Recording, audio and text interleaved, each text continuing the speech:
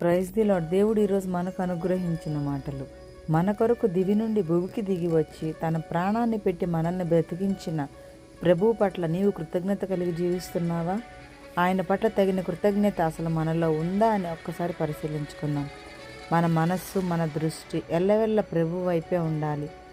ఐతుకు దృష్టి, ఆసక్తి ఎప్పుడైతే పౌలు ప్రసంగిస్తున్నప్పుడు తన పైన నుండి నిద్రవైపు వెళ్ళిందో అతడు క్రిందపడి మరణించాడు. కానీ పౌలు అతన్ని విడిచిపెట్టలేదు. అతని కోసం 3 అంతస్తులు దిగి వచ్చి అతన్ని బ్రతికించాడు. మన దృష్టి కూడా దేవుని పై నుండి ప్రక్కకు పోయి మనం కూడా లోకాశలతో పడిపోయి ఆత్మీయంగా చనిపోతే యేసయ్య దిగి వచ్చి తన ప్రాణాలను పెట్టి మనల్ని బ్రతికించాడు. ఆయన మన మంచి కాపరి. దారి తప్పిన మనల్ని సరైన దారిలో నడిపించడానికి ఆయన ఎప్పుడూ సిద్ధంగా ఉంటాడు.